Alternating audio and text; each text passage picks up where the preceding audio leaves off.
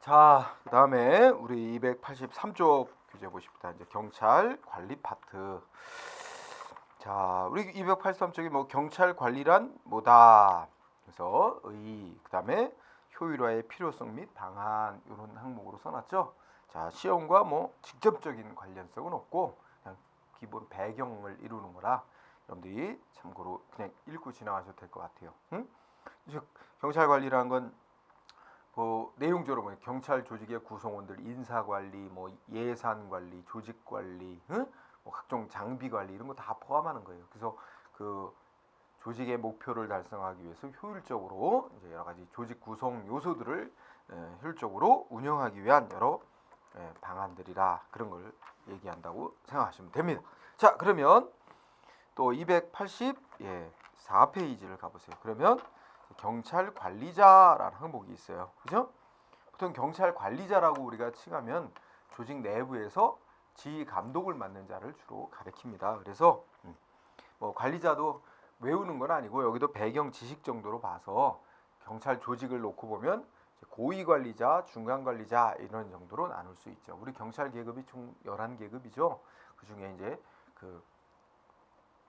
그 중간 이상을 이제 고위 관리자, 중간 관리자 이렇게 나눌 수도 있어요. 그래서 고위 관리자는 일반적으로 법으로 정해진 건 아니고 고위 관리자는 보통 이제 총경 이상 정도를 그래서 지칭하고 그다음에 중간 관리자 정도 되면 이제 그 계급이 경정 경감 정도, 응? 네, 그런 정도를 가리킨다. 그래서 여러분들 책에 이제 고위 관리자의 역할, 중간 관리자의 역할 이렇게 해서 좀 구분을 해놨죠. 284쪽에 요것도 뭐 이제 여러분 시험에 직접적으로 연관성이 있지는 않습니다. 나중에 여러분들이 이제 승진 시험 공부할 때는 관련이 있겠지만, 그래서 뭐 한번 여러분들이 가볍게 읽고 지나가주면 좋겠어요. 그 다음에 그 오른쪽에도 그렇고, 그래서 관리자가 갖춰야 될 요건 뭐 이런 건 다 그냥 기본 배경적 지식이에요. 읽고 지나가세요. 자, 그러면 286페이지 이제 파트별로 나눠서 조직 관리, 인사 관리 뭐 이런 식으로 나눠서 검토하는 거 봅시다. 자, 조직 관리는 여러분 조직이라는 게 어떤 거예요? 조직이라는 거는 그 여러 구성 요소들이 모여 가지고 하나 어떻게 될까요? 이 환경, 조직을 둘러싼 환경으로부터 영향받고 때로는 환경을 또 바꿔가기도 하는 그런 그 서로 환경과 교류 과정을 갖는 하나의 유기체라고 말할 수 있어요. 그래서 여러분 경찰 조직의 의의를 한번 읽어보세요. 조직이란 일정한 구조를 가진 사회적 실체로서 조직을 둘러싸고 있는 환경과 상호작용하면서 특정한 목적을 추구한 하나의 유기체라고 말할 수 있다. 그죠? 유기체. 그러니까 이게 고정돼 있는 게 아니라는 거야. 고정돼 있는 유기체란 표현이 고정돼 있는 게 아니고 환경과 상호작용을 하면서 환경에 영향을 미치기도 하고 환경에 영향을 받기도 하고 이런 실체라는 얘기입니다. 뭐 그런 정도로 참 하고 읽으세요. 그다음에 경찰 조직의 기본 이념은 앞에서도 언급됐는데 우리 경찰 조직에 관한 법에서는 조직의 민주성, 효율성 명시해놓고 있죠. 그 외에 법에는 명시 안 됐어도 정치적 중립성도 요구된다 이렇게 말할 수 있습니다. 참고로 읽고 지나가세요. 자, 그러면 이제 시험과 관련된 부분이 이제 비로소 등장합니다. 우리 286쪽에 보면 경찰 조직의 구조적 특성에서 거의 이제 계층제로 군대식 조직처럼 되어 있죠. 그래서 여러분들 읽으면 이제 관료제 조직 이런 말이 나와요. 여러분들 관료제 조직이라는 말은 독일의 사회학자인 막스 베버라는 사람이 창시한 말입니다. 여러분들이 시험과 관련해서는 287쪽에 위에 독일 막스 베버라는 학자가 지적한 관료제 조직 구조의 어떤 특성, 이 부분은 그것만 발표하고 공부를 해놓으세요. 이거 우리나라의 뭐 공무원 조직, 군대 조직 대개 보면 이런 구조로 되어 있습니다. 그래서 이 막스 베버라는 사람이 그러니까 어떤 그 당시에 이제 이 사람이 살던 시대에서 볼 때 어떤 조직이 효율적으로 운영되기 위해서는 이런 특성을 가진 조직으로 운영되어야 된다. 그러면서 하는 일종의 이상적인 모델로 제시한 겁니다. 그래서 이 사람이 살던 시대 옛날 전통적인 조직의 특성하고 비교해 볼 때 우선 뭐예요? 그 조직이 굴러가는 모습에 있어서 그 조직 구성원들의 권한, 직무, 범위 이런 거는 딱 정해져 있는 거야. 예, 명시적인 규정으로. 그래서 첫 번째 법규 중시해서 내용 읽어보면 그 정해진 규정에 따라서 권한과 직무를 수행하는 거다. 그죠? 조직의 운영은 전통 내지는 뭐 조직 최고 지도자의 어떤 카리스마, 응? 뭐 이런 거에서 그 예측 가능하지 않게 막 움직여지는 게 아니라 정해진 규정에 따라서 움직인다. 이런 거지. 이게 특성. 그리고 이 권한과 직무 범위 이런 거에 따라서 책임 정도의 상응해서 계급제로 구성이 돼서 지휘 감독 시스템을 보고 시스템 이렇게 해서 운영된다는 게 계층제 조직으로 돼 있고 그 조직의 업무 운영 방식은 문서에 따라 이루어진다. 그다음에 네 번째로 몰 인정성, 비정의성. 그런데 우리가 이제 뭐 사적인 감정 또 나하고 무슨 같은 지역 출신이다, 뭐 같은 고향 사람, 같은 학교 출신이다 이런 어떤 사적인 인연 이런 거 기준 삼는 게 아니고 어디까지나 법이 정한 바에 따라 객관적으로 직무를 수행해야 된다는 특성을 나타내는 게 바로 몰 인정성, 비정의성인 거다. 그러니까 공사를 구별한다고 하는 거죠. 공적인 거와 사적인 거는 구별. 그래서 사적인 거는 배제하고 오로지 공적인 기준, 객관적인 기준에 따라서 직무를 수행하는 것이 요구되는 거고, 그 다음에 한 사람이 모든 걸 다 하면 효율성이 떨어진다. 그러니까 이 잘하는 거 업무를 역할을 나눠서 가장 잘하는 거 위주로 맡겨서 분업을 해야 전문성도 높이고 효율성이 커진다 해서 분업화 전문화. 기타 조직 구성원들은 직무 수행한 대가로 정기적으로 보수를 받고, 그죠? 이건 계약으로 이제 조직 구성원이 된 거기 때문에 언제든지 어떻게 계약을 탈퇴하고 나갈 자유가 있는 거죠. 옛날 같으면은 신분제로 묶여가지고 그 전 시대 같으면 신분제로 묶여서 한번 뭐가 되면 영원히 뭐 이런 그런 거하고는 거리가 멀다 이거죠. 그래서 동그라미 이번에 근무 관계는 신분적인 예속 관계, 신분 갖고 따지는 예속적인 관계가 아니고 직업적인 고용 계약 관계다. 그래서 탈퇴가 자유롭게 허용된다. 이런 조직 구조 모형. 뭐 오늘날에도 기본적인 조직의 구조죠. 그리고 운영되는 모습이라고 할 수 있어요. 그래서 요거 하나 체크해 놓고요. 자, 우리 경찰 조직 구조 거의 이 구조 모형에 거의 들어맞죠, 특성들이. 자, 그러면 그 밑으로 와서 경찰 조직 편성의 원리 해가지고 몇 가지 원리들이 제시되면서 시험에 곧잘 나옵니다. 경찰 조직 편성의 원리, 조직의 목표를 효율적으로 달성하는데 필요한 조직을 만들 때 또 운영할 때 요구되는 어떤 핵심적인 원칙이다 이렇게 말할 수 있습니다. 그래서 첫 번째로 계층제 원리. 그래서 그 의미를 읽어보세요.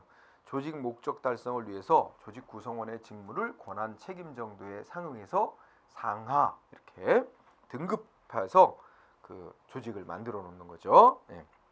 그래서 명령 계층 체제 시스템을 만들어 놓는 게 이게 계층제 원리라는 거. 문제의 스타일은 의의에 해당하는 내용을 이렇게 써놓고 요거 조직 편성의 원리 중 뭐에 해당되냐 뭐 이렇게 물을 수 있어요. 그래서 계층제 원리라고 답을 할 수 있으면 돼요.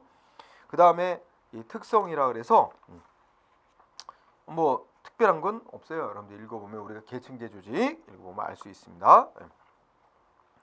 이때 여러분들이 특히 공부해야 될 거는 동그라미 3번, 4번, 5번 정도. 그죠? 3번은 어떻게 돼? 우리가 고위 계층, 계급이라고 생각해도 돼. 계급제나 계층제나 고위 계급으로 올라갈수록 어떻게 돼요? 보다 정형적인, 그러니까 맨날 일상적으로 하는 반복되는 업무보다는 어떤 뭐랄까 포괄적이고 좀 더 고차원적이고 어떤 이례적인 상황에 대한 결정 이런 걸 내리죠. 그래서 그 계층 수준이 높아질수록 비정형화된 업무를 주로 다루고 계층 수준이 낮을수록 거의 반복적인 정형화된 업무를 수행하던다. 그 다음에 4번 조직 규모가 커질수록 어떻게 돼요? 조직 규모가 커질수록 계급, 계층 수는 어떻게 늘어나겠죠? 규모가 커질수록 계층 수는 늘어나고 조직의 규모가 작을수록 계층, 계급 수는 적어지겠다 이렇게 예상할 수 있을 거고요. 그다음에 5번 통솔 범위하고 관계는 어떨까요? 통솔 범위가 넓어진다는 얘기는 한 사람의 상관이 이 지휘 감독할 수 있는 부하 직원의 수가 많아진다는 거예요. 통솔 범위가 넓어진다는 거는.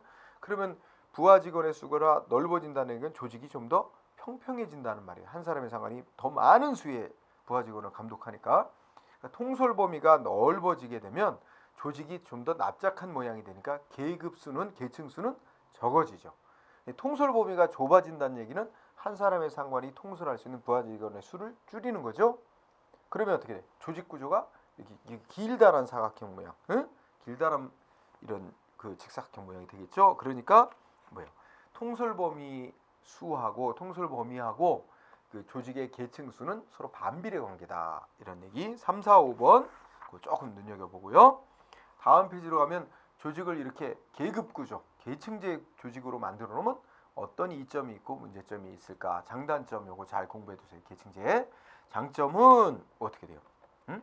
동그라미 1번에서 키워드는 결국은 권한과 책임이 명확해진다는 얘기죠. 응? 각 계급별로 담당해야 될 직무, 범위, 권한 이런 게 딱 정해지니까 권한, 책임, 명확. 그죠? 그리고 동그라미 2번 조직의 안정성 확보, 조직의 통일성 확보. 그리고 하위 계급에서 갈등이 생기면 바로 상위 계급이 결정하고 이렇게 하기 때문에 동그라미 3번 어떻게 돼요? 갈등의 조절이 용이하다. 하는 거죠. 조직 내 갈등 조정이 용이하다는 거. 그리고 어떤 결정을 내릴 때 밑에서 이제 뭔가요? 안을 짜서 그 위의 계급의 결제, 또 위로 올라서 그 위의 계급의 결제, 이렇게 해서 최고 결정자까지 올라가서 여러 단계의 검토를 거치게 되죠. 그렇게 되니까 업무 처리가 신중하게 될 수 있다. 신중성, 업무 처리 신중성, 그죠? 뭐 이런 것들이 얘기돼. 근데 이 계급이 많을수록 신중한 반면에 신속한 결정을 내리기 힘들어지는 또 단점이 있겠죠. 그러니까 똑같은 게 양면성을 띠고 있는 거예요. 그래서 단점을 보면 업무 계층이 많아질수록 이 의사결정 그 결재권자가 많아지기 때문에 의사결정이 신속히 못 되는 그 업무 처리 지연되는 문제가 있죠. 특히 이 계층제 조직의 가장 큰 단점이 바로 동그라미 2번입니다. 뭐예요? 새로운 지식기술 도입이 용이하지 않고 환경 변동하는 것에 대해 신축적 대응이 곤란해서 결국 조직이 경직화된다. 이거는 이제 기존의 조직 구조에서 어떻게 했어요? 높은 자리에 높은 계급에 올라가 있는 사람일수록 자기네들이 어떻게 돼? 조직을 바꾸고 싶어해요? 아니죠. 자기네 조직에서 이제 퇴직할 때까지는 어떻게 올라온 자리인데, 그죠? 이 조직 구조 바뀌고 뭐 운영 시스템 바뀌고 이거 원치 않아요. 응? 그렇지 않겠어요? 근데 이제 새로 들어오는 경우는 이게 환경이 달라졌으니까 이거 바꿔야 됩니다. 뭐 이렇게 아무리 요구를 해도 위에서는 자기가 지금 기득권자냐, 응? 위에 계급에서는 그러니까 잘 바꾸려고 하시는 모습을 안 보이지, 응? 웬만하면. 그래서 조직이 환경 변화에 신축적으로 대응 못하게 되는 경직적인 모습을 가져오게 되는 문제점이 있습니다. 예. 그리고 이제 동그라미 3번 부분 동태적인 인과관계 형성을 저해하고 의사소통이 왜곡되로 갔다. 그러니까 뭐 예를 들어서 의사소통 왜곡되는 건 어떻게 돼? 밑에 계급에서 뭔가 이렇게 뭐가 안을 올리잖아. 응? 의견이 올라가면서 중간 단계 거치면서 어떻게? 중간 계급에서는 자기네한테 불리한 건 싹 빼고, 응? 이런 식으로 또 위로 올라가 이렇게 다 보면 맨 밑에서 원래 올린 그 안하고는 다른 내용의 안이 올라가서 최고 결정권자는 영 다른 안을 가지고 뭐 검토를 하게 되는 그런 결과가 생길 수 있어요. 그러니까 밑에 의사가 위에 제대로 전달이 안 될 우려가 있죠. 응? 중간 단계에서 다 커트시키고 막 하니까 빼고 막. 그리고 계급제에서는 여러분 어떻게 돼? 이게 모든 게 다 진짜 능력, 인품 이런 거 상관없어. 계급만 가지고 찍어 누르고 하니까 동태적인 인과관계 형성이 어렵죠. 군대에서 뭐야? 군대에서 우리 예를 들면 그 뭐야? 부인들끼리 모임도 어떻게 형성돼? 공무원 조직도 마찬가지지만 군대 조직에서도 남편이 장교면 부인도 장교야.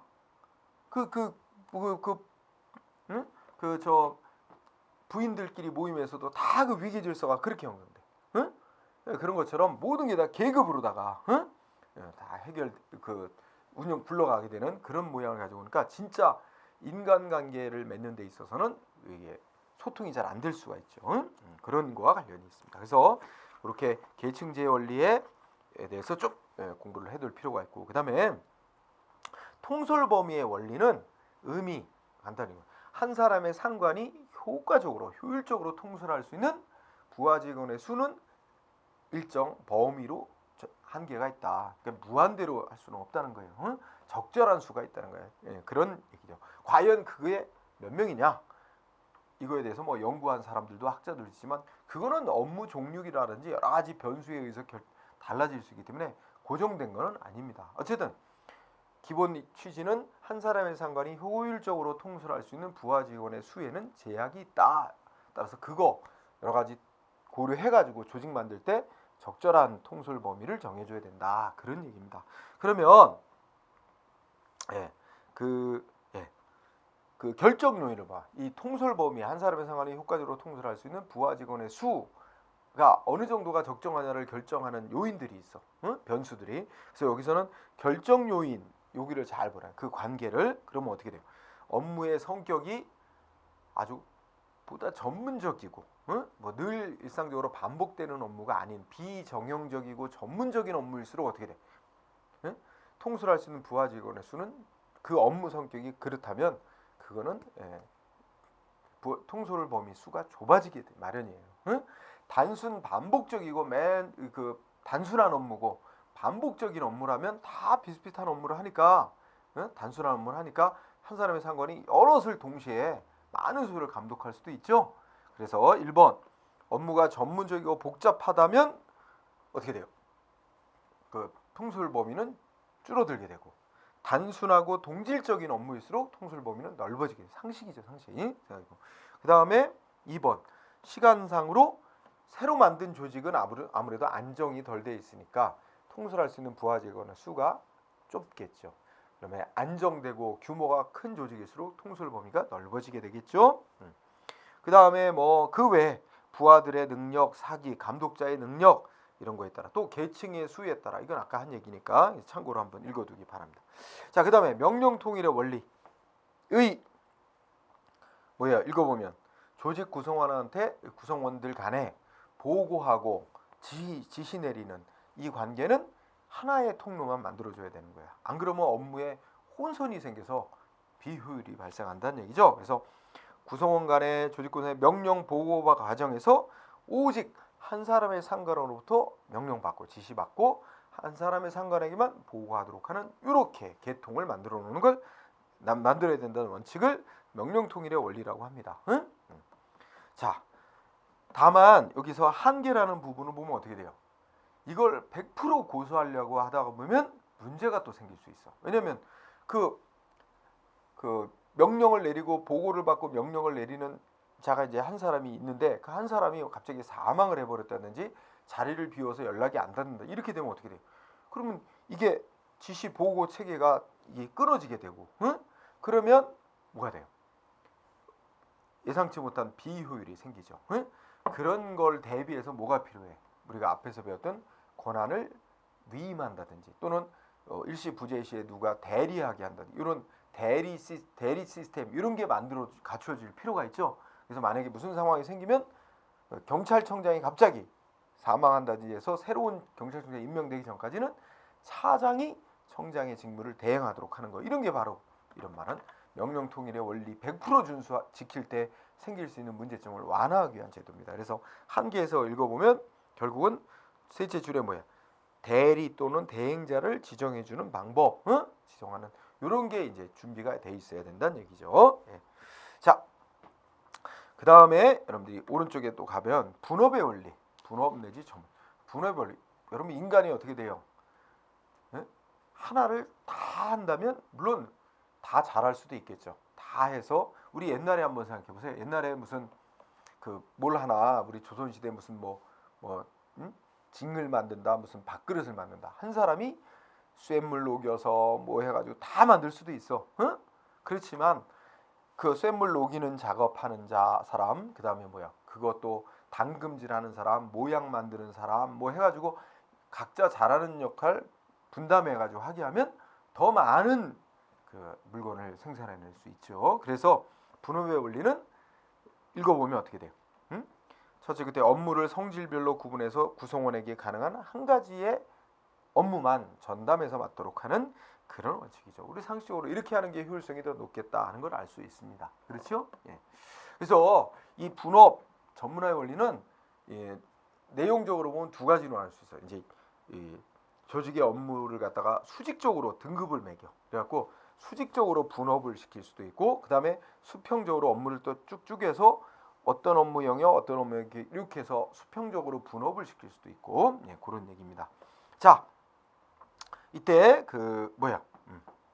이거에서의 분업의 원리의 장단점 한번 보세요.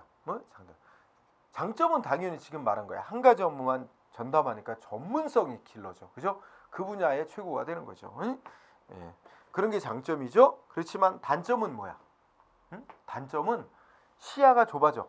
그 한 분야만 하니까 시야가 좁아지고 자기 업무만 잘하지 다른 부서, 다른 구성원의 업무하고 업무를 잘 이해를 못하고, 이해를 못하면 협력 관계가 잘 안 될 수 있어. 자기 것만 우선시키고 자기만 최고라고 생각해. 그죠? 그런 면에서 어떻게 돼요? 그 동그라미 1번 이렇게 돼요. 슬럼프가 올 수도 있어요. 일에 대한 흥미를 잃을 수 있고, 조직 전체에 대한 전체적인 입장에서 보는 시야를 갖지 못하는, 통찰력을 갖지 못하는 문제가 있을 수 있죠. 그리고 동그라미 가장 큰 단점은 지네 부서 지 업무만 최고로 알아. 그러니까 다른 부서 다른 구성하고 조정, 협조, 통합이 안 되는 문제가 있어. 바로 조정 통합이 어려워진다, 이런 문제가 있죠. 바로 요걸 또 극복하기 위해서 필요한 게 이 조정 통합을 잘 되도록 하기 위해서 조직을 구성해야 돼. 그래서 조정의 원리 또는 통합의 원리라고 하죠. 조정의 원리 의미 동그라미 1번 조직 구성원들끼리 그리고 단위 부서 기관들 간의 활동이 서로 잘 협조 관계가 이루어져서 궁극적으로는 조직 전체의 목표 달성에 아주 스무스하게 연결되도록 이렇게 질서정연의 배열 결합시켜야 된다는 원리다. 바로 분업의 원리의 단점을 극복하기 위해서 한 것으로서 동그라미 2번 같으면 네 번째 줄에 뭐야? 그 행정학자, 영미법계의 행정학자의 유명한 행정인 제임스 문이라는 학자는 이 조정의 원리를 조직 구성에 있어서 제일 중요한 원리로 봤다는 거예요. 그래서 조직의 제일 원리라고 지칭하기도 한 원리가 바로 조정의 원리입니다. 그래서 그 밑에 이제 조정 방안이라는 항목이 있죠. 자, 여기서 좀 체크해야 될 거는 갈등에 대한 시각이야. 첫째죠. 갈등하면 무조건 나쁜 거다. 옛날에는 갈등이 조직 구성원 간에 부서들 간에 갈등이 일어나면 나쁜 거로만 봤어. 그런데 오늘날은 어느 정도의 갈등은 필요하고 조직 전체를 위해서 좋은 역할도 한다. 첫째 줄에 뭐야? 오늘날의 갈등이는 갈등을 부정적으로만 보지는 않는다.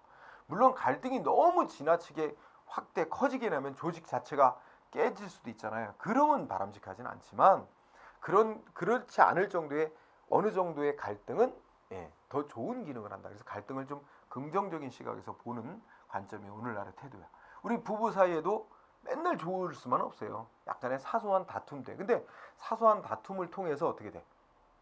서로에 대한 다른 점도 이해하고 서로에 대한 이해를 깊이 하게 됨으로써 뭐 연애할 때 몰랐던 거를 또 막상 같이 한 입을 덮고 자다 보면 또 이게 이런 면이 있었구나 이렇게 해서 이해를 하면서 그다음에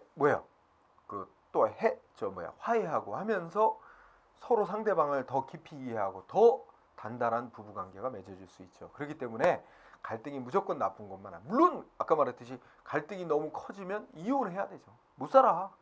그럴 정도에 이르기까지 않게끔 이 갈등을 관리하는 게 중요하겠죠. 그래서 오늘날은 갈등을 부정적으로만 보지는 않고 어느 정도의 갈등에 대해서는 순기능적인 측면을 인정해서 잘 관리하는 것에 중점을 둔다. 그래서 그 밑에 내려가면 어떻게 돼요?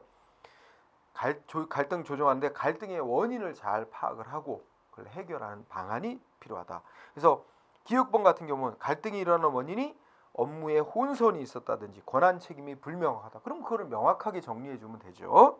그 다음에 니은은 갈등의 원인이 너무 업무를 세분화해놔서 발생한다. 그렇게 되면 업무를 좀 묶어줄 필요가 있죠. 그렇게. 그 다음에 세 번째는 어떻게 돼요? 갈등의 원인이 인력이나 예산이 한정돼 있기 때문에 그 한정된 예산과 인력을 두고 싸움이 난다. 그러면 어떻게 해야 돼? 그러면 대표적으로 어떻게 돼? 우선순위를 정해서 이번 사안은 어느 쪽에 인력과 예산을 더 많이 준다. 다음에 어떤 사안이 생겼을 때는 또 이번에 누락된 쪽에 더 많이 지원을 해준다. 이런 식으로 우선순위를 정해서 해결할 수 있다는 거죠. 그런 방법. 그 다음에 리을번, 부서 간의 갈등 이런 거는 서로 그 모이게 해서 뭐 서로 토론하게 한다든지 이해를 높여서 상대방의 이해, 역지사지하게끔 그런 양보를 유도한다든지 그런 거. 그다음 2번 그러니까 갈등 중에도 해결 못할 갈등이 있어, 그죠? 문제 해결이 어려운 경우, 이럴 경우는 어떻게 해야 돼요?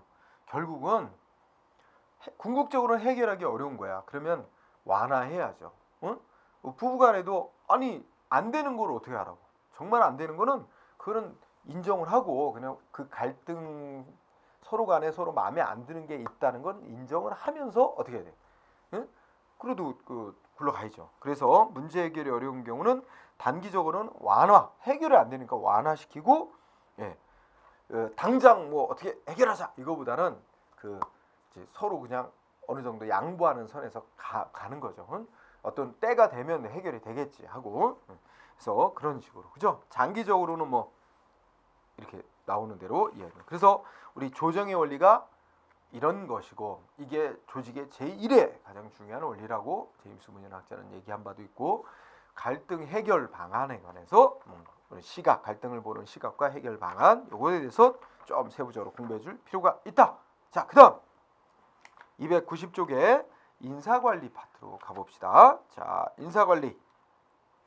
뭐 인사관리라는 건 조직 구성원에서 누군가를 뽑아서 어떤 적정한 사람을 뽑아서 조직 목표에 상응하는 적정한 인재를 뽑아서 훈련시키고 교육시키고 또 적정한 부서에 배치해서 근무역을 고취시키고 또 퇴직할 때까지 또 퇴직 후에도 안정적인 생활할 수 있도록 아주 채용부터 신규 채용부터 퇴직까지 전체를 다 관리하는 걸 말합니다. 그래서 그걸 읽고 여러분들 한번 읽어보세요.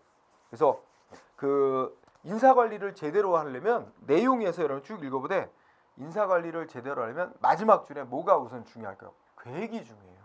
그래서 마지막에 인사관리가 가장 중요한 것은 필요한 인력의 규모, 그다음에 필요한 인재의 질, 이런 거에 대해서 장기적인 계획을 세워야 합리적인 인사관리가 가능하다. 합리적인 인사관리를 위해서는 무엇보다 현재 상태, 과거, 현재, 미래 이렇게 얘기하는 흐름을 잘 보고 현재에서 뭐가 부족한가, 앞으로 미래에 어떤 인재가 필요하고 어떤 업무가 더 폭발할 거다, 그런 걸 파악을 해가지고 거기에 맞춰서 사람도 뽑을 계획을 세우고 해야 되겠죠. 그래서 인력 규모와 질에 대한 장기적인 계획, 이게 무엇보다 중요하다 하는 거 알아두고요. 자, 그 다음에 거기에 뭐 효율적 인사관리의 목적 해가지고 거기 나와 있는데 그건 참고사항으로 그냥 읽어보면 당연한 얘기로 알 수 있을 겁니다. 그 다음에 291쪽 경찰 조직에서의 인사관리 기관 해가지고 담당 기관인데 뭐 별거는 없어요. 그냥 참고사항으로 읽어보고요. 자, 중요한 거 나왔습니다. 291쪽에 인사관리 기준에서 역관주의 내지 정실주의 대 실적주의. 자, 요거 사람 뽑고 승진시키고 뭐 할 때 뭘 기준으로 삼냐 하는 거와 관련됐죠. 그래서 아주 중요한 건 아니지만 기본적인 용어 정도는 익히고 하자. 사람 뽑을 때 저 사람이 내 생각을 지지하냐, 그러니까 정당 같은 걸 기준으로 하면 우리 정당의 이념이나 목적에 동조하는 사람이냐, 같은 정당 사람들, 같은 정당 소속 지지자들이냐 아니냐를 기준으로 해서 뭐 공무원 자직 임명하고 뭐 승진시키고 이런 거 기준으로 삼을 때 그거를 역관주의라고 칭했어요. 옛날에 역관주의라는 말 자체가 이게 엽은 이제 사냥을 뜻하는 거야. 수렵. 관은 공무원 자리를 말하고, 역관주의라는 건 옛날에 이런 생각을 한 적이 있어. 선거 전쟁을 치르잖아. 선거전. 그래서 이긴 정당이 모든 공무원 자리를 다 독식하는 걸로 보는 거야. 그게 이제 민주정치의 원리에 맞다고 보고, 이긴 정당이 모든 공무원 자리에 자기 정당 사람들로 다 앉히는 거야. 이게 이런 제도를 역관주의라 그래. 썼어요. 역관주의. 이렇게 하면 이제 국민들한테 어느 정당이 뭐 공약을 내세우고 표를 받았잖아. 그러면 그 정당이 내세운 공약을 실천을 해서 지지를 받기 위해서는 그 정당을 지지하는 사람들로만 그 공무원 자리를 맡게 해야 그 공약을 잘 실천할 수 있을 거 아니냐. 그것이 민주정치에 맞는 거 아니냐. 이런 논리 때문에 있었어요. 그런데 물론 민주정치 이념에는 그게 맞다고 할 수도 있지만 더 심각한 폐단이 생기는 거야. 뭐가 생겨? 그러면 만약에 우리 4년 동안 정권을 잡았어. 어느 정당이. 그래서 그 정당 지지하는 자들만 모든 공무원 자리 채워졌어. 근데 4년 뒤에 선거를 했는데 뒤집어졌어. 다른 정당이 정권을 잡았어. 그러면 모든 공무원 자리 딱 반대 정당 사람들 다 채워져. 그러면 어떻게 될까요? 업무의 연속성이라는 게 없어지는 거야. 응? 그리고 완전히 그 업무에 대해서 잘 알지도 못하는 사람들이 다 공무원 자리 차지하고서 업무 익혀서 좀 알만하면 또 정권 바뀌면 또 다 뒤집어지고 이러면 업무의 효율성도 떨어지게 되고 업무의 연속성도 갖기 힘들고 정책 획획 바뀌고 그죠? 이게 너무 심각한 폐단을 가져. 거기다가 이 정당은 또 선거 자금 마련하기 위해서 이게 돈 많이 기부한 자, 응? 정당에 돈 많이 낸 자한테 뭐 관직을 공무원직을 팔아먹어 매관 매직한다 그러죠. 이런 폐단이 생겨서 더 엉망이 돼버릴 수 있는 거예요. 그런 폐단이 있기 때문에 오늘날은 역관주의라는 것을 전면적으로 시행하지는 않습니다. 요거는 주로 우리나라로 따지면 어떻게 돼? 이제 대통령이 정권 잡죠. 그러면 어떻게 돼? 그 장관, 차관 뭐 이렇게 좀 고위직들만 정치적으로 임명을 하는 그런 정도로 보죠. 그 밑에는 실적주의. 그러면 여기 역관주의 있고 정실주의인데 조금 다른 게 정실주의는 같은 고향 사람, 같은 학교 출신, 뭐 자기 친인척, 뭐 이런 거 혈연, 지연, 학연 이런 거 기준 삼아서 인사 조치하는 걸 말하는 거예요. 응? 그래서 역관주의와 정실주의는 조금 다른 거지만 거의 합리적이지 않은 기준에 의한다는 점에서는 다 비슷하다 이렇게 해서 그냥 묶었습니다. 그죠?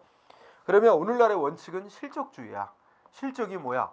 그 사람의 자격, 능력 뭐 이런 거 보고 하는 겁니다. 그래서 그 정당 소속이냐, 뭐 응? 아니면 혈연 지연 이런 거 안 따지고 그래서 개인의 능력, 자격, 성적 등 객관적인 기준으로 채용하고 승진시키고 하는 겁니다. 그래서 요것이 가지는 장점도 있고 단점도 있죠. 참고로 읽어도 돼. 우리나라는 어떻게 한다 그랬어요? 어느 나라나 비슷합니다. 그 고위직은 이제 역관주의 이런 쪽으로 하고 그다음에 중하위직은 실적주의에 따라서 이렇게 되게 인사 기준을 삼죠. 참고로 보세요. 그러면 다음 페이지에 가서 292쪽에 공직의 분류 방식. 요거는 별표 많이 해요. 요거는 가끔 시험에 나와요. 공직 분류 방식으로 계급제도, 직위분류제도. 응? 잘 공부해둬야 됩니다. 자, 계급제도라는 건 이제 그러니까 여기 지금 공직을 분류하는 방식이죠. 그래서 공직 분류 방식에 있어서 계급제는 어떻게 하는 거야? 이 공무원 자리를 등급을 매기는 거야. 응? 그 난이도에 따라서 등급을 매겨. 그래서 이 1급 공직 자리, 공무원 자리를 1등급, 2급 이렇게 매겨 놓는 거죠. 3급, 응? 이렇게 매겨 놓는 거지. 그래서 사람 중심으로 분류하는 거야. 공무원 자리를. 근데 여기서 직무를 가지고 분류하는 게 직무의 난이도를 가지고 따지는 게 아니라 사람을 등급을 매기는 거야. 이 사람은 1급 정도에 해당하는 사람. 이 사람은 3급 정도에 해당하는 사람. 이런 식으로. 자, 밑줄 사람 중심 분류반. 그래서 뭐예요? 개인의 자격, 능력, 학력 등을 기준으로 공무원을 계급하는 거야. 응? 이 사람은 1급에 해당하는 사람. 이 사람은 9급에 해당하는 사람. 이런 식으로.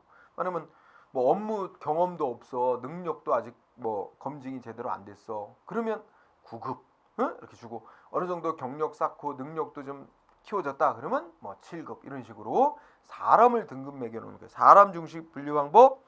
사람을 등급화하는 거다. 그죠? 동그라미 2번. 특히 끝에 뭐야? 이거는 우리 공무원 조직이 있으면 외부로부터 여기 중간에 못 들어오게 하는 거야. 맨 밑에 계급부터 시작하게 하는 겁니다. 처음 공무원이 되면 처음에는 맨 하위 계급만 줘.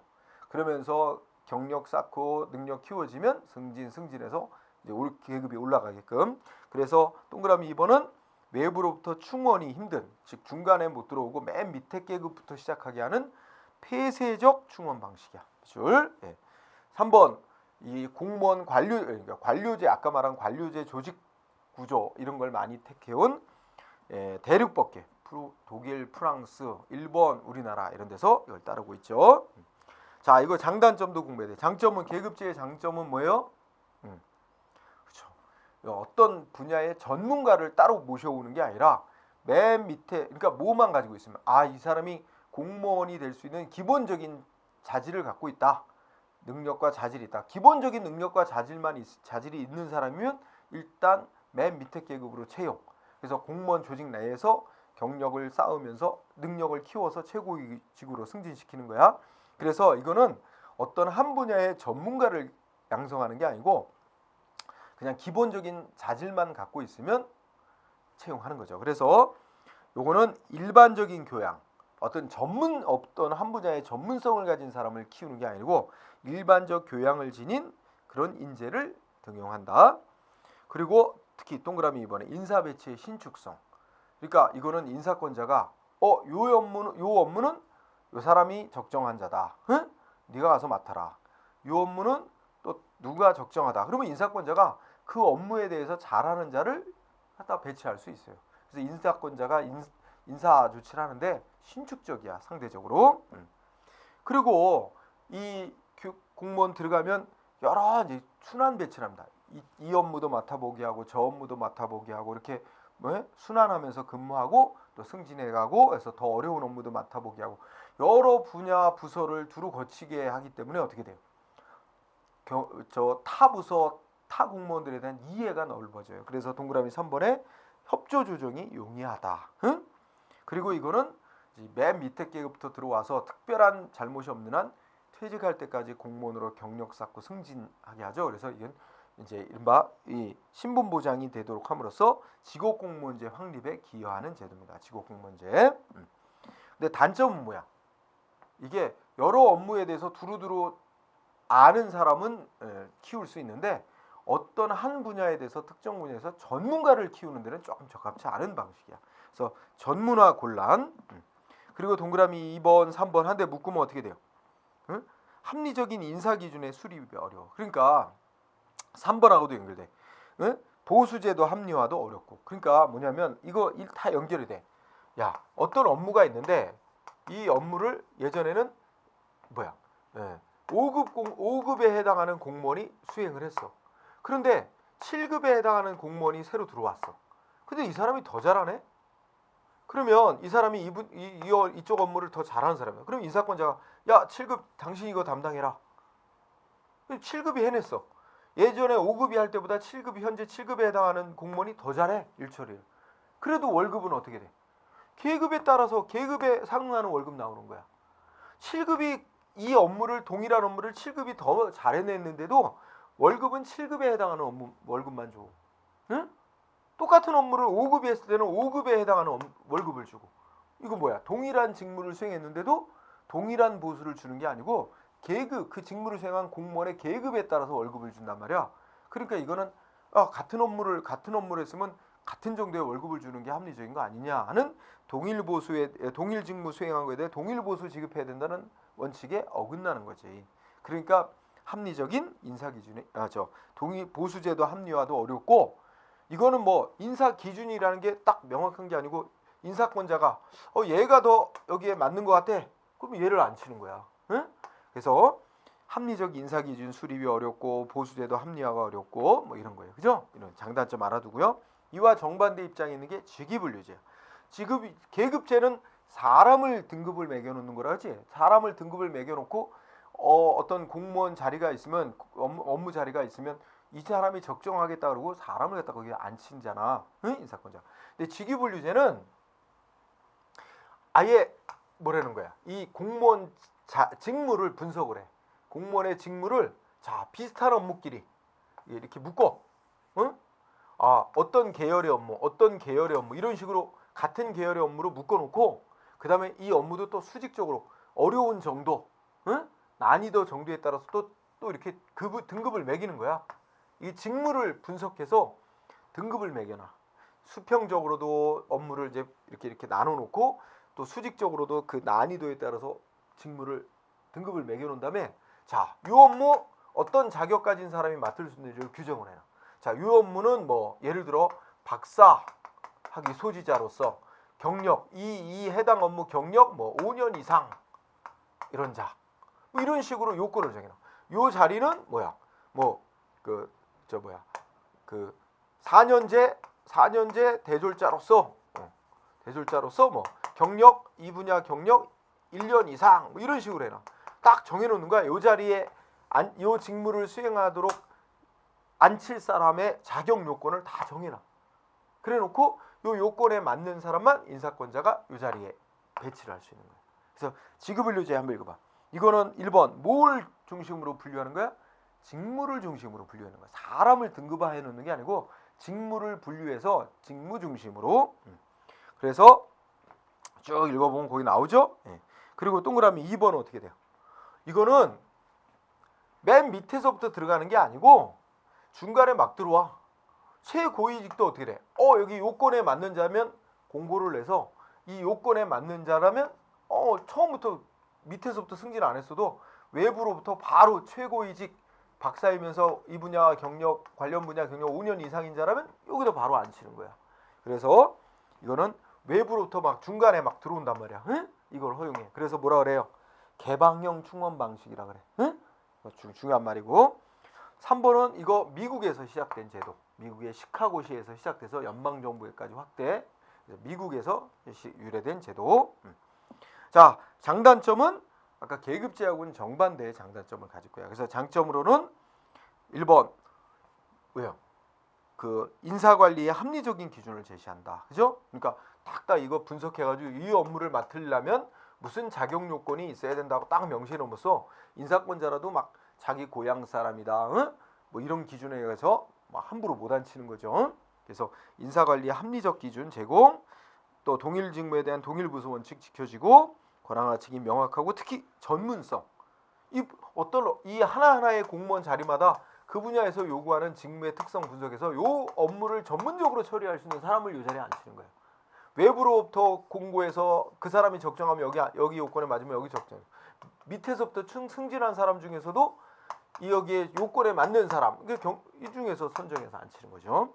그래서 전문화에 기여할 수 있다. 하지만 계급제의 장점을 못 가져. 즉 단점이 뭐야? 여러 분야를 두루두루 다 겪어보고 경험해본 일반 행정가를 양성하기는 곤란하다. 응? 어떤 좁은 시야에만 전문가, 좁은 분야에만 어떤 특정 분야에만 전문성을 가진 사람을 길러내는 데는 좋지만, 그래서 유능한 일반 행정가 확보 곤란. 인사 배치, 인사권자가 함부로 못해. 어떻게 돼? 응? 딱 정해진 요건에 맞는 자만 여기다 앉힐 수 있는 거야. 그래서 인사 배치의 비융통성, 비신축성. 그리고 전문가니까 지네 분야만 알아. 자기 업무만 최고인 줄 알아. 이 협조 조정이 안 돼. 이런 게 문제입니다. 그죠? 그래서 오른쪽에 뭐 했어? 계급제와 직위분류제 비교해 놨죠? 비교 어떻게 됐어요? 세 가지 꼭 구분해서요. 사람 중심이냐, 직무 중심이냐, 폐쇄형이냐, 개방형이냐. 그다음에 인사 배치 신축적이냐, 비신축적이냐. 요 세 가지 꼭 비교해 놓고 우리나라의 경우는 그러면 어떤 제도를 택하고 있어? 우리나라의 경우 원칙은 계급제를 원칙으로 하면서도 일부 분야에서 직위분류제를 보충적으로 가미하고 있어. 그래서 첫째 줄 계급제를 원칙, 계급제를 기반으로 하면서도 직위분류제를 가미, 그렇게 관계가 돼 있다는 정도로 알아두면 될 것 같아요. 자, 그 다음에 제도로서는 이제 근무 성적 평정. 이거 뭐 승진시키고 하려면 뭐 해야 돼? 근무 수행 실적이라든지 태도라든지 근무 성과를 평가하는 거죠. 근무 성과 평가. 그래서 뭐 개념은 근무 성적 평정이란 인사관리의 반영을 위해서 직무 수행 태도, 실적 등을 평가하는 걸 말한다. 그죠? 그래서 여러분들 목적 공부하세요. 목적. 이거 시험 봐서 채용했는데 진짜 이게 능력 있는 자라고 채용을 했는데 과연 능력이 있었느냐 해가지고 시험의 타당도를 측정한다. 그리고 승진시키고 할 때 누구나 인정하는 객관적인 실적 같은 거 기준 삼아야 될 거 아니에요. 그죠? 실적도 없는 애를 승진시킬 수는 없잖아. 그러니까 합리적인 객관적인 인사관리를 위해서. 그리고 공무원의 능력 발전. 이번에 실적이 별로 안 나와서 승진 못했다. 다음번에는 실적을 많이 내면 승진할 수 있겠구나 기대감 갖고. 그래서 능력 발전을 요소로 하고, 그 다음에 훈련, 능력 발전시키기 위해서 부족한 부분이 뭔지를 파악해서 교육시켜야 되겠죠. 훈련 수요 파악 뭐 이런 것들이 있습니다. 목적. 자, 그래서 평정 근무 성적 평정은 누구한테? 총경 이하. 우리 경찰 계급 내에서 총경 이하에 대해서는 매년 한 번씩 근무 성적을 평가한다 이거야. 총경이야 매년 10월 달에 평가합니다. 10월 말을 기준으로 해서 1년 평가하는 거야. 자, 그다음에 인사관리에 반영해요. 요새는 또 뭐 반영한다 그러지? 성과급도 줘. 성과급. 응? 엊그제 뭐 인사혁신처가 뉴스에서 그런 밝히는데 저 공무원직에도 일반 사기업처럼 성과급 이미 지급하고 있는데 그걸 또 확대한대. 고위직의 성과급제도 시행했는데 이걸 5급까지도 확대한다 뭐 이렇게 나오고 하는데 경찰 공무원직에서는 그래도 일부 있어요. 그래서 인사관리 반영할 수 있어. 그다음에 다음 페이지 뭐 예외도 있지만 넘어가세요. 참고로 여러분들 한번 읽어보고. 그다음에 3번 근무 성적 평가는 언제? 매년 10월 31일을 기준으로 해서 평가한다. 그해 1년 기준으로. 매년 1회 한다 그랬죠? 평가하는 건 뭐 항목 평가에 거기 평정 요소가 있죠? 그래서 제1평정 요소, 제2평정 요소. 그래서 총경은 2평정 요소만 갖고 하지만 제1평정 요소, 제2평정 요소에서 배점이 있죠. 그래서 참고로 읽어두세요.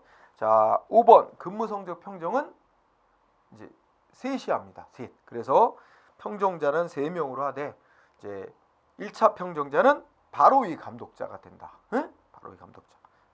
그리고 2차 평정자는 그 위에 또 감독자, 3차 평정자는 그 위에 감독자. 이래가지고 그렇죠? 예를 들면 우리 지구대 경찰 공무원 같은 경우는 지구대 근무하는 경찰 공무원은 예를 들어 근무 평정자가 뭐야? 우리 이제 뒤에 공부하겠지만 관리팀, 순찰팀 뭐 이런 식으로 이제 지구대도 팀을 나눠. 그러면 팀장이 1차 평가자가 되겠지. 응? 그 다음에 뭐야? 지구대장이 2차 평정자가 되고 3차 평정자는 서장 뭐 이런 식으로 해서 그러니까 이제 제일 중요한 건 1차 평정자 바로 위에 상급자가 평가하는 게 제일 중요. 응? 그러면 2차, 3차 평가자는 그것이 공정하고 제대로 이루어졌나 아닌가 이거 확인하는 작업을 주로 거칩니다. 읽고 지나가세요. 평정 방법 밑줄 쳐. 그러면 무슨 말하면 첫째 줄 도표식 평정 청도법. 평정 척도법. 그러니까 도표식으로 항목별로 쭉 표가 있어. 딱 만들어져 있고 평가표에 수양가 이렇게 4등급이 나눠져 있고 거기에 점수를 매기게 돼 있어. 그런데 또 사람이란 게 부하 직원 평가하는데 어떻게 돼? 너무 야박하게 좀 그렇잖아. 그럼 다 후하게 점수를 주려고 그런 경우가 있어서 그걸 방지하기 위해서 뭐야? 강제로 몇 프로 딱 할당해놨어. 직원이 10명 있다. 그러면 수 최고 그중에 뭐 20% 이런 식으로 딱 할당하게 돼 있는 거야. 그래서 두 번째 줄은 뭐야? 강제 배분법. 그러니까 도표식 평정. 그다음에 수 양가 4등급에서 강제 평가합니다. 강제 배분법. 수 20%, 우 40%, 양 30%, 가 10%. 응? 그러면 대학 다니면 이것도 학점 평가 매길 때 어떻게 돼? 응? 이 강제 배분식을 하고 있어요. 너무 학점들 후하게 준다 해가지고 이런 거로. 그래서 도표식 평정 척도법, 강제 배분법 이런 거로 하면 될 것 같아요. 그죠? 자, 그 밑에 평정 방법이라서 세부적으로 있는데 그건 참고적으로 읽어보세요. 자, 평정 결과의 활용해서 동그라미 1번. 이 근무 성적 평가 결과는 공개는 안 한다. 공개는 안 한다. 그 다음에 동그라미 2번. 평정 결과는 아까 인사관리에 반영을 한다. 승진이라든지 또 성과급 지급이라든지 그런 거에 반영을 하고 셋째 줄에 보면 어떻게 돼요? 승진 시험 합격자 결정할 때 25%나 반영을 하고 이런 식으로 돼 있어요. 뭐 외우지 않아도 됩니다. 참고로 읽어두세요. 자, 그러고 나면 다음 페이지에 다면 평가제라는 항목이 있어요. 자, 지금까지 한 얘기는 뭔 제도였어요? 우리가 근무 성적 평가할 때 그 위에 상급자들이 평가를 하죠. 그런데 상급자가 보는 시각하고 동료들이 보는 시각, 또 일반 민원 제기하는 국민들이 보는 시각, 이게 평가가 다를 수도 있어. 그죠? 또 어떤 문제가 있죠? 야, 우리 얄미운 놈 있지 조직에서. 뭐해? 그 상급자한테 상관한테 알랑알랑 가지고 아부 잘하는 놈. 능력은 개뿔도 없으면서 그지? 아부만 잘해가지고 근무 성적 평가 좋은 점수 받고 승진 잘 되고 이거 조직 해친단 말이야 이거. 응? 그럼 유능한 사람은 조직을 떠나. 문제 있죠? 그래서 이 평가를 상급자에 의한 평가만으로 하는 건 좀 타당성이 떨어진다. 그래서 새로 도입한 제도가 이제 다면 평가제. 그래서 의미 읽어보면 동그라미 1번. 상급자만이 평가하는 게 아니라 동료, 부하 직원, 응? 또 민원인, 국민 이렇게 다수인이 동시에 평가하는 방식이야. 그러면 360도 평가법 이렇게도 얘기를 하는데, 그래서 2번 전통적으로 해온 평가 방식이 상급자에 의한 일방적 평가잖아. 이거는 좀 왜곡될 우려가 있단 말이야. 응? 그래서 그거의 단점을 개선하자는 차원으로 등장. 그래서 원래는 민간 기업에서 도입이 됐는데, 그죠? 민간 기업에서 도입이 됐는데, 우리 정부 조직에도 이걸 받아들이게 된 거죠. 자, 그래서 우리 그 대통령령인 공무원 성과 평가 등에 관한 규정에서 다면 평가에 관한 그 제도를 도입할 수 있도록 근거 규정을 두고 있습니다. 참고로 읽어두고요. 그러면 여러분들이 그 2번 봐. 전통적 평가 방식하고 비교하는 거죠. 요거를 하나 공부해. 전통적 평가 방식 비교. 전통적 평가 방식은 상급자가 일방적으로 평가한다. 응? 그다음에 강제 배분식으로 한다. 주로 실적 평가. 그다음에 평가가 비교적 쉽다. 응? 단순하고. 하지만 다면 평가는 아까 말한 대로 다수인이 평가하고, 대신에 이게 다수인이 평가하니까 어떤 요소에 의해 어떤 요소는 어떻게 돼요? 상급자는 어떤 요소를 중시해서 거기다 높은 점수를 줬지만 동료나 부하 직원이나 일반 국민은 다른 요소를 높이 평가해서 점수를 높게 줄 수도 있어. 그러니까 A 공무원과 B 공무원 간에 높은 점수가 서로 다를 수 있어. 낮은 점수 서로 다르고. 그러면 어떻게 돼? 뭐가 더 어떤 공무원이 더 우위에 있는지 사실은 단순 비교는 힘들죠. 누구는 어떤 측면이 높은 점수고 누구는 어떤 측면이 높은 점수고 이렇게 해서 되니까 그런 거 말하는 거예요. 그래서 뚜렷한 서열 정립이 어렵다. 예. 그다음에 4번은 대신에 이거는 좀 다면 평가제는 절차도 복잡하고 시행하려면 시간도 오래 걸리고 비용도 많이 들고 이런 단점은 있어요. 그래서 비교하고 그 효용성은 또 비슷한 얘기예요. 다양한 평가가 가능하죠. 다양한 각도에서. 그다음에 어떻게 돼? 그 평가의 객관성, 공정성을 높일 수도 있고, 그죠? 그다음에 3번은 어떻게 돼? 그 읽어보면 조직 구성원 상하 간의 의사소통을 활성화시키고 관리자들의 리더십을 향상시키는 기회가 될 수도 있다, 그죠? 그러니까 어떤 중간 관리자가 한 사람이 있는데 이 사람은 어떻게 돼? 상관 부하로부터도 이제 부하로부터 평가가 되게 낮게 나왔다 그러면 내가 부하 직원들한테는 뭔가 잘못하고 있는 게 있구나, 좀 개선할 수 있게끔 만들어주죠.